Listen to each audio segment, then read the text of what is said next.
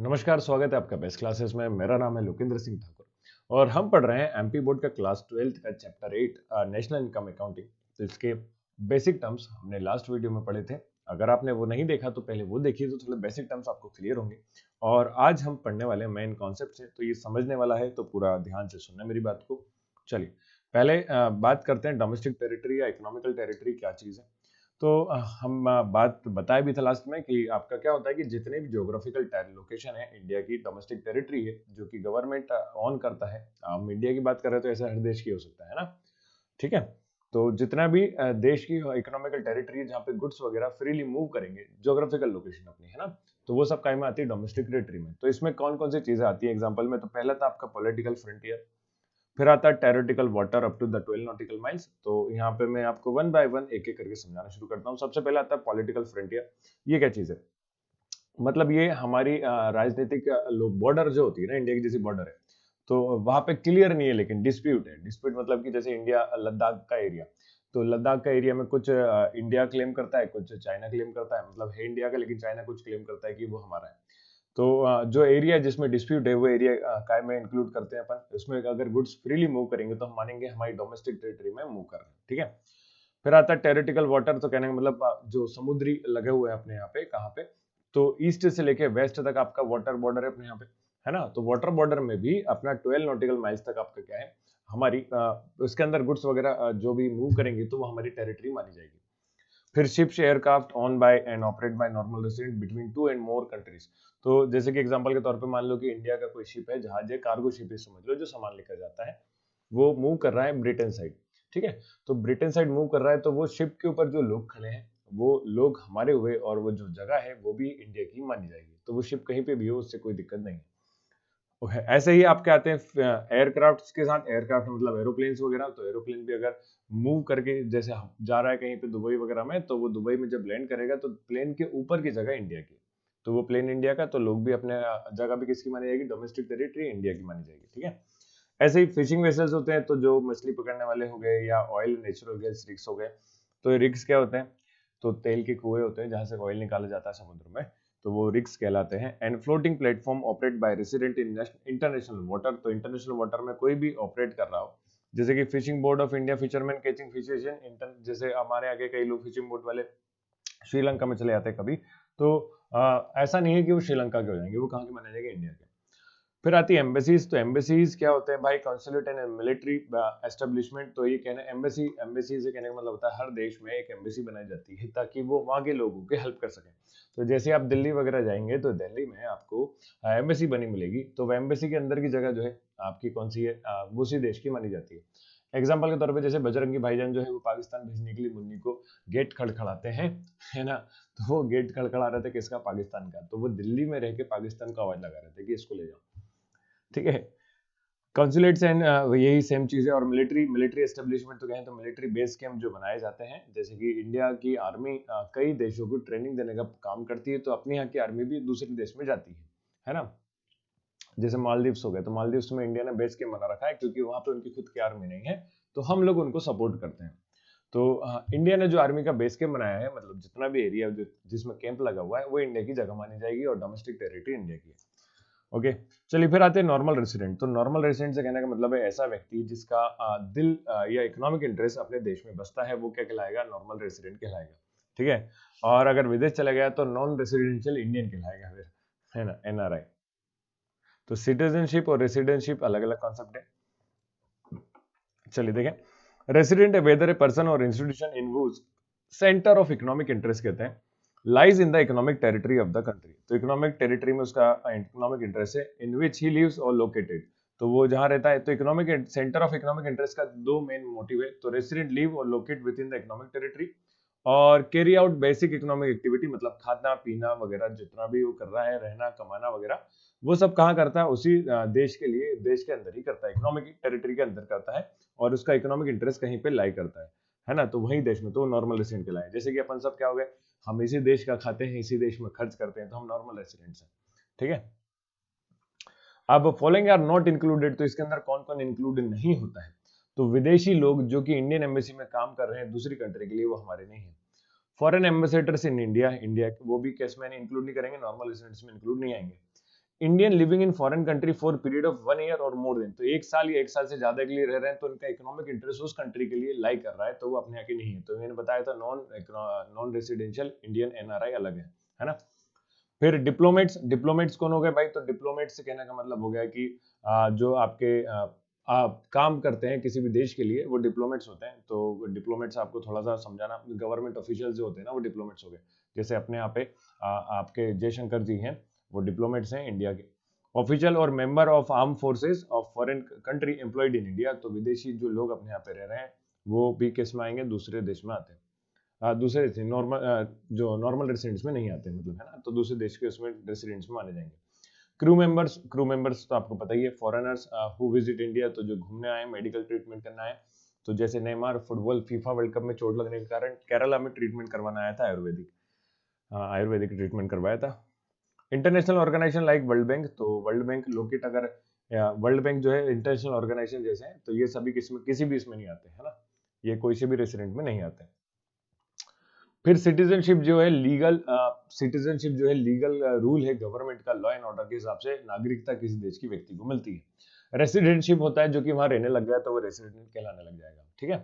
तो दोनों अलग अलग चीज है। सिटीजनशिप कई देश जो है बाय बर्थ देते हैं, बर्थ प्लेस के हिसाब से दी जाती है कि जिसका जन्म जहां हुआ है वो वहीं का रेसिडेंट कहलाएगा, सिटीजन कहलाएगा। एग्जाम्पल के तौर पे मान लो आपका जन्म अमेरिका हुआ, तो आप फिर बाय बर्थ कहाँ के हो जाएंगे? अमेरिकन हो जाएंगे, ठीक है। Residentship is an economic concept which is based on the economic activity perform by the person. तो रेसिडेंटशिप आपको बता ही दिया मैंने, तो जो व्यक्ति जहाँ रह रहा है वहाँ खर्च कर रहा है तो वो रेसिडेंट हो गया। और जो व्यक्ति बाय लॉ के हिसाब से, जैसे अपनी बात करें तो रेसिडेंटशिप अक्षय कुमार की इंडियन है, और सिटीजनशिप जो है पहले कनाडा की थी, अभी का मुझे आइडिया नहीं है, अभी शायद वापस इंडियन हो गई है ना। तो सिटीजनशिप जो है लॉ एंड ऑर्डर के हिसाब से मिलता है, रेसिडेंटशिप जो जहाँ रहता है वहाँ के हिसाब से मिलता है। तो अक्षय कुमार जो है समझ गए होंगे इससे बात, है ना। फैक्टर इनकम देखें तो फैक्टर इनकम क्या हो गया? तो किसी भी चीज को बनाने में जो खर्चा है वो फैक्टर इनकम कहलाता है। मतलब कि मान लो कोई पेन है जो 10 रुपए का है और उसको मार्केट में 15 रुपए में बेचा जाएगा, तो ये 15 जो है मार्केट प्राइस है, और फैक्टर इनकम जो है वो क्या होगी? 10 रुपए, ठीक है। This are earn income, factor income earn by normal resident is included in, तो इसको इंक्लूड करा जाता है नेशनल इनकम में। It refers to the income receive by owner of the factor of production, तो यह फैक्टर ऑफ इनकम हमने कल पढ़ा था, वही फैक्टर ऑफ इनकम किसके बदले दी जाती है? फैक्टर ऑफ प्रोडक्शन के बदले। तो सर्कुलर फ्लो का एक कॉन्सेप्ट पढ़ा था लास्ट वीडियो में, अगर नहीं देखा तो देखो सारे वीडियो लिंक है एक दूसरे से, है ना। जब समझ में आने लगेंगे तो आपको फिर तभी समझ में आएंगे, मतलब कि जब आप एक लाइन से सीक्वेंस में चीजें देखेंगे, क्योंकि ये कनेक्टेड है भाई। चलो, ट्रांसफर इनकम क्या होता है? तो ट्रांसफर इनकम मतलब कि आपने पैसा भेजा है, एक तरफा ट्रांजैक्शन है, यूनिलेटरल कॉन्सेप्ट है आपका। कौन सा? Transfer income. तो आप कोई चाचा वाचा भाई भाई आपका मान लो विदेश में रहता है, आप यहाँ से पैसे भेज रहे हैं, तो वो ट्रांसफर इनकम है ना। या फिर आपके कोई रिलेटिव वहां रहते हैं, वहां से आपको सिर्फ पैसा भेज रहे हैं, तो वो क्या है? आपकी ट्रांसफर इनकम। तो इसके बदले में कुछ भी प्रोडक्शन वगैरह या वैल्यू वगैरह नहीं दी जा रही है, ठीक है। It refers to the income received without rendering any factor services or without producing goods and service. तो without producing goods and service के बदले आने वाला पैसा ट्रांसफर इनकम है। डेप्रिसिएशन सभी को पता ही है क्या चीज है। तो in economic terms is a way of dividing the cost of tangible और physical assets over its useful life और लाइफ एक्सपेक्टेंसी। तो वैल्यू जो कम होती है उसी को डेप्रिसिएशन कहते हैं, बस और कुछ नहीं। फिर आता है फैक्टर कॉस्ट, तो सेम चीज है क्या फिर से? अच्छा, फैक्टर इनकम थी, फैक्टर कॉस्ट, कॉस्ट मतलब बनाने का खर्चा, आपका फैक्टर कॉस्ट है ना। और मार्केट प्राइस तो बताई दिया आपको, मार्केट प्राइस की चीज है जिसमें गुड्स को जिस रेट में बेचा जाएगा वो आपका क्या कहलाता है? Market price. फिर आता है इनडायरेक्ट टैक्सेस, तो जो टैक्स हम गवर्नमेंट को खुद पे नहीं कर रहे हैं वो आपका इनडायरेक्ट टैक्स है। एग्जांपल के तौर पे जीएसटी, तो जीएसटी हम क्या करते हैं? कोई गुड्स खरीदा, उसके ऊपर टैक्स हमने किसको दिया? प्रोड्यूसर को। अब प्रोड्यूसर की जिम्मेदारी है वो टैक्स किसको दे? सरकार को। तो वो इनडायरेक्ट टैक्स है। सब्सिडी क्या होता है? तो सब्सिडी जो है गवर्नमेंट की स्कीम है जिसमें कि किसी भी एरिया को अगर गवर्नमेंट प्रमोट करना चाहती है तो उस पर सब्सिडी देती है, मतलब कुछ रिटर्न देती है, वो सब्सिडी है। एग्जाम्पल के तौर पे जैसे अभी सोलर पैनल लगाएंगे, तो सोलर पैनल को बढ़ावा या ग्रीन एनर्जी को बढ़ावा देने के लिए गवर्नमेंट उसके ऊपर सब्सिडी प्रोवाइड कर रही है। तो बोले कि आप 1 लाख रुपए लगाएं तो 30,000 या 20,000 हम प्रोवाइड कर देंगे, आपको रिटर्न कर देंगे, तो वो सब्सिडी, ठीक है। तो गैस वगैरह पे तो मिलती है अभी भी। चलिए, नेट इनडायरेक्ट टैक्सेस, तो नेट इनडायरेक्ट टैक्सेस क्या है? तो इनडायरेक्ट नेट मतलब क्या होगा? नेट मतलब मैंने आपको बताया था कि ग्रोस मतलब टोटल होता है। तो नेट इनडायरेक्ट टैक्सेस निकालने का सीधा सा तरीका है कि आप जब ये इनडायरेक्ट टैक्सेस में सब्सिडीज को क्या कर दें माइनस, तो इसको नेट इनडायरेक्ट टैक्सेस बोला जाएगा। ठीक है, indirect taxes IT minus subsidies, definition में लिखिए it is equal to the difference between indirect taxes and subsidies. तो सर हमें क्या न्यूमेरिकल आएगा? नहीं, आपको न्यूमेरिकल वगैरह आते नहीं है, तो इसलिए ज्यादा इसमें उलझने की जरूरत भी नहीं है। ठीक है, मैं आपको यहाँ पे सारे टर्म्स किसको कैसे बने हैं वो भी दिखा देता हूँ। तो टोटल आपके सामने यहाँ पे 6 टर्म्स आपको दिख रहे होंगे। ग्रोस है, नेट है, नेशनल प्रोडक्ट है एनपी, डोमेस्टिक प्रोडक्ट है डीपी, और मार्केट प्राइस है एमपी, और फैक्टर कॉस्ट है एफसी।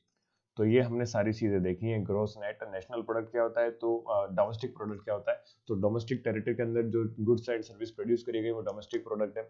और डोमेस्टिक में से नेशनल की बात करें तो इसमें से net factor income from abroad को जब माइनस कर देंगे, चलो पहले तो टर्म्स देखते हैं क्या क्या बनते हैं। तो देखो ये 6 टर्म्स है ना, पहले टर्म्स देख लो। इन सबको मिलाकर टोटल 8 टर्म्स बन सकते हैं। कितने बन सकते हैं भाई मेरे? 8। कहाँ पहुंच गए, बहुत नीचे चले गया। तो क्या चल रहा है भाई, मजा आ रहा है? सभी को नहीं आ रहा है तो पढ़ाई को एंजॉय करो। कौन ये थोड़ा सा सब सब इसमें मीनिंग है, किसको क्या बोला जाता है, बस यही है। आपको ज्यादा कुछ खतरनाक सा है नहीं, है ना? तो आपको केवल इसको ध्यान रखना पड़ेगा कि कौन सी चीज को क्या बोला जाता है। ठीक है, और मैं थोड़ी भी हेल्प करता आता हूँ तो लाइक कर दिया करो। लाइक वाइक नहीं करते, शेयर नहीं करते, आजकल तो बहुत ही कम हो गए व्यूज आना। तो मैं कह रहा था कि यहाँ पे 6 टर्म्स है। अब इन 6 टर्म्स को मिलाकर आपकी पूरी कहानी बनती है। तो ठीक है, तो हम इसको मैं थोड़ा सा अरेंज ऐसा करता हूँ, उसके बाद आपको कन्वर्जन बताऊंगा।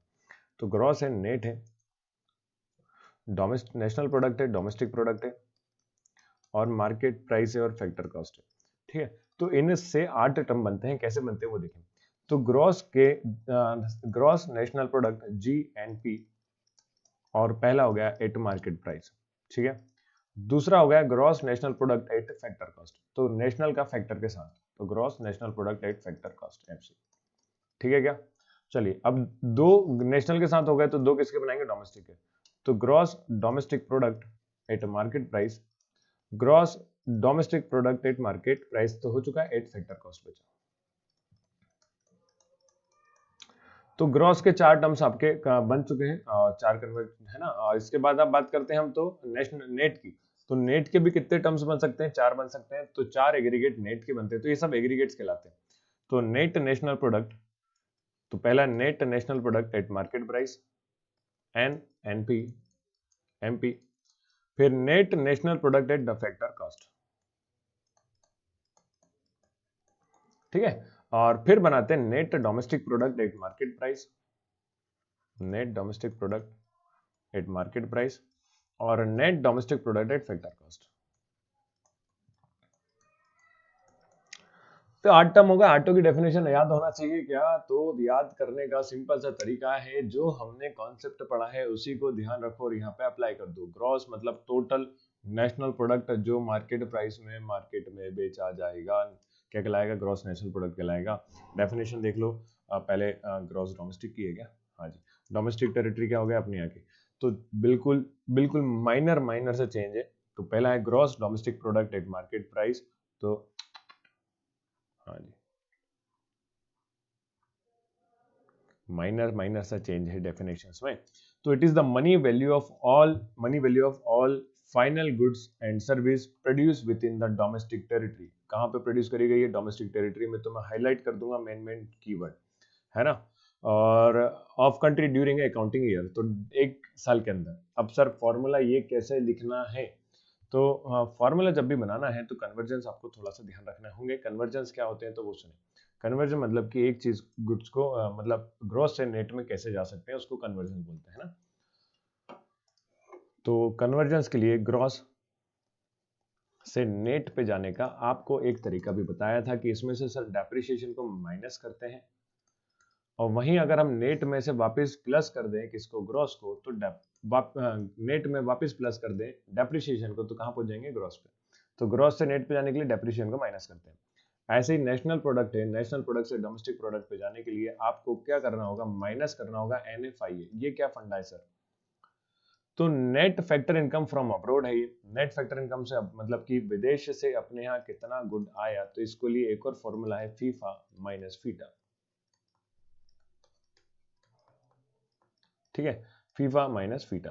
तो फीफा है net factor income from abroad. From abroad मतलब फैक्टर इनकम जो विदेश से आ रही है, और फैक्टर इनकम टू अब्रोड मतलब अपने यहाँ से विदेश को जितनी इनकम जा रही है। ठीक है, फिर से ट्रांसफर इनकम नहीं, कौन सी इनकम है, फैक्टर। तो फैक्टर इनकम फ्रॉम अब्रोड मतलब विदेश से आने वाली फैक्टर इनकम, और विदेश को जाने वाली फैक्टर इनकम, इन दोनों का जो डिफरेंस बनता है उसे बोलते हैं net factor income to abroad. Net factor income to abroad. तो डोमेस्टिक में अगर वापस प्लस कर दें तो आप कहां पहुंच जाएंगे, नेशनल पे पहुंच जाएंगे। और आखिरी आपका बच्चा क्या, market price. Market price equal to से फैक्टर कॉस्ट पे आना है, तो माइनस करना होगा नेट इनडायरेक्ट टैक्सेस। तो नेट इनडायरेक्ट टैक्सेस अभी बताया था क्या, इनडायरेक्ट टैक्सेस माइनस सब्सिडी से क्या बनता है, नेट इनडायरेक्ट टैक्सेस। और फैक्टर कॉस्ट से वापस मार्केट प्राइस पे जाना है तो प्लस करना होगा इनडायरेक्ट टैक्सेस को। तो ये तीन कन्वर्जन्स हैं। अब इन तीनों से ही सारे फॉर्मूले आपके बन जाएंगे। तो पहला वाला फॉर्मूला काय के लिए बनाया है वो देखें। तो पहला फॉर्मूला बनाया है जीडीपी का एनडीपीएफसी के टर्म्स में। तो GDP MP, GDP MP equal to कौन सा वाला फॉर्मूला बनाया है, देखो यहाँ पे है ना, आपको ये ध्यान रखना होगा कि इक्वल में क्या रखना है। तो एनडीपीएफसी के साथ में बनाया है, तो चलो एनडीपीएफसी से बना के देखते हैं। एनडीपी किसी से भी बन सकता है क्या, हाँ से भाई, किसी भी टर्म से बन सकता है। एनडीपीएफसी कैसे बनाना वो देखो। तो मैं आपके सामने यहाँ रख देता हूँ ये सारी चीजें। देखो, आप जब भी जाएंगे तो फॉर्मूला बनाएंगे तो आपको क्या करना है, यहाँ राइट से लेफ्ट में जाना है। राइट से कहाँ जाना है, लेफ्ट में। तो ये आपका राइट साइड है एनडीपीएफसी का, लेफ्ट में जाना है। तो मैं पहले चेंज करूंगा नेट को डोमेस्टिक ग्रॉस में। तो नेट को ग्रॉस में जाने के लिए, तो ये देखो, नेट से ग्रॉस में जाने के लिए डेप्रिसिएशन को क्या करना पड़ता है, प्लस करना पड़ता है। तो जो भी आपके टर्म है वो आगे प्लस माइनस करते जाएंगे। तो प्लस का डेप्रिसिएशन। ठीक है, अब ये डोमेस्टिक प्रोडक्ट है, अगला तो डोमेस्टिक है तो कुछ करना ही नहीं है। फिर फैक्टर कॉस्ट से मार्केट प्राइस पे जाना है। सर फैक्टर कॉस्ट ये रहा, फैक्टर कॉस्ट से कहां जाना है, मार्केट प्राइस पे। तो इसमें क्या प्लस करना पड़ता है, प्लस एनआईटी। तो ये आपका फॉर्मूला बन गया और मैं आपको चेक करवा देता हूँ। तो ऐसे किसी भी टर्म्स के साथ बना सकते हैं क्या, हाँ भाई, किसी भी टर्म्स के साथ बना सकते हैं। एक दो की आप लोग कोशिश करना। तो ये आपका बन गया NDPFC plus depreciation plus net indirect taxes. चलो एक और देखते हैं तो क्या चेंज है दूसरा। यहाँ पे मार्केट प्राइस था, यहाँ पे क्या हो गया, फैक्टर कॉस्ट। तो इट इज द, यहाँ लिखा money value of all final goods. It is the value of all final goods service produce within the domestic territory of a country. पर ऐसी कैसी डेफिनेशन है, same to same, which does not include indirect net indirect taxes. क्या include नहीं करते, indirect taxes को include नहीं करते हैं। तो इसका भी बना के देखें एक बार। चलो बना के देखते हैं जीडीपी एफसी और जीडीपी एमपी के टर्म्स में। जीडीपी, जीडीपी एफसी, इसको बनाया है जीडीपी एमसी के, जीडीपी एमपी के, जीडीपी एमपी के टर्म में। ठीक है, तो ग्रॉस से ग्रॉस, देखो यहाँ पे क्या करा कि आपने ग्रॉस से ग्रॉस में जा रहा है, एनएनपी होना चाहिए था। ठीक है, जीडीपी बस एक ही है, तो ज्यादा चेंज ही नहीं हुआ ना ये तो देखो जीडीपी एफसी, जीडीपी तो ग्रॉस का ग्रॉस में तो कोई चेंज करने की जरूरत ही नहीं है। डोमेस्टिक प्रोडक्ट का डोमेस्टिक में कोई चेंज करने की जरूरत नहीं है। मार्केट प्राइस को फैक्टर कॉस्ट में चेंज करना है। तो मार्केट प्राइस से फैक्टर कॉस्ट पे जाने के लिए, तो मार्केट प्राइस ये रहा, माइनस करना पड़ेगा नेट इनडायरेक्ट टैक्सेस को, माइनस करना पड़ेगा नेट इनडायरेक्ट टैक्सेस को। तो ये आपका फॉर्मूला बन गया। तो किसी भी के साथ बना सकते हैं क्या, हाँ जी भाई, किसी के साथ मैं एक और बना के दिखा देता हूँ आपका ग्रॉस का। चलो एन नेशनल से बना के दिखाता हूँ, है ना। FC equal to NNP MP. ठीक है, तो ये थोड़ा सा लेंदी जाएगा क्योंकि सारे कन्वर्जन करना है। तो पहले कन्वर्जन करेंगे किसका, ग्रॉस का डोमेस्टिक में, ग्रॉस का डोमेस्टिक में। तो ग्रॉस का डोमेस्टिक में कन्वर्ट करें, तो ग्रॉस का डोमेस्टिक में कन्वर्ट करते हैं। हाँ जी, कहाँ गया, क्या बोल रहा था मैं, नेट का डॉम ग्रॉस में ना। तो नेट से ग्रॉस में जाने के लिए डेप्रिसिएशन को क्या करना है, प्लस करना है। तो प्लस करा डेप्रिसिएशन। फिर नेशनल प्रोडक्ट को कन्वर्ट करेंगे काय में, डोमेस्टिक में। तो नेशनल प्रोडक्ट को डोमेस्टिक में कन्वर्ट करते हैं। नेशनल प्रोडक्ट को डोमेस्टिक में कन्वर्ट करने के लिए net factor income from abroad को क्या करना है, माइनस करना है। तो net factor income from abroad, NFIA को। और तीसरा है मार्केट से आपको किस पे जाना है, फैक्टर पे, तो मार्केट से फैक्टर पे जाने के लिए माइनस करते हैं NIT, तो माइनस का NIT करेंगे तो ये आपका पूरा कन्वर्जेंस के साथ फॉर्मूला बन गया। तो मार्केट से फैक्टर पे जाने के लिए माइनस करते हैं NIT, ठीक है। तो ऐसा किसी के भी साथ आप क्या बना सकते हैं, फॉर्मूला बना सकते हैं। तो आप देखो तो इसमें भी माइनस NIT हुआ, इधर भी माइनस NIT हुआ, मतलब सीधा सा था कि gross domestic product factor cost में से नेट इनडायरेक्ट टैक्सेस माइनस होते ही है, ठीक है। तो ये था आपका किसका, GDP एट फैक्टर कॉस्ट। फिर आता है net domestic product at market price. तो money of value of final goods and service produce within the domestic territory of country during an accounting year does not include depreciation. तो इसमें क्या include नहीं करते, depreciation को include नहीं करते। Net domestic product at factor cost, तो वही है फिर से, value of final goods and service which does not include depreciation charges and net indirect taxes, तो इसमें दोनों को इंक्लूड नहीं करते। फिर net national product at factor cost, तो आप ये याद रखेंगे, ऑब्जेक्टिव में पूछते हैं NNP FC, यही नेशनल इनकम है, यही क्या है आपका नेशनल इनकम कहलाता है, ठीक है। तो it is the some total of factor income earn by normal resident of country in an accounting year. तो नेशनल इनकम है तो जो भी इनकम लोगों ने सभी ने कमाई है उसको क्या बोलेंगे अपन, नेशनल इनकम बोलते हैं। Gross national income at factor cost, तो sum total of factor income earn by normal residents of country along with depreciation, तो इसमें डेप्रिसिएशन भी है ड्यूरिंग एन अकाउंटिंग ईयर, इसमें इंक्लूड है ना। फिर net national product at market price, तो sum total of factor income earn by normal residents of country during an accounting year including net indirect taxes, तो यहाँ पे इंक्लूडिंग है। और आखिरी आपका क्या आता है, it is the some total of factor income earn by normal residents of country during an accounting year including depreciation and net indirect taxes, तो इसमें दोनों ही इंक्लूड साथ में है। तो ये आपका पूरे सारे एग्रीगेट्स होते हैं। फिर national income at current price है और एक कांस्टेंट प्राइस है और GDP वेलफेयर है। तो जरा इसको हम नेक्स्ट क्लास में करेंगे क्योंकि एक यहाँ पे प्रॉब्लम भी है और मेथड्स भी हैं 3, तो वो मेथड्स भी हमें पढ़ना है, ठीक है। तो ये आज इतना ही करते हैं इस वीडियो में, तो वीडियो और थोड़ा सा लेंदी हो गया और आपका मैंने जैसे कहा नवंबर में हो जाएगा तो हो जाएगा, टेंशन मेरा साथ बात माना करो, है ना, ठीक है। तो bye bye, take care, video को लाइक करें और कोई पूरा पढ़ना चाहता है सिलेबस को कंप्लीटली तो एप्लीकेशंस पे BST क्लासेस पे आपको कोर्स मिल जाएगा, वहां से पढ़ सकते हैं, लिंक डिस्क्रिप्शन में गिवन है। साथ में टेलीग्राम और व्हाट्सएप ग्रुप भी ज्वाइन कर लें ताकि जब भी कोई अपडेट आता है तो आपको उस पर मिल जाए, और इंस्टाग्राम पे भी आप मैसेज करके मुझे पूछ सकते हैं। तो बाय बाय, टेक केयर, ध्यान रखिए।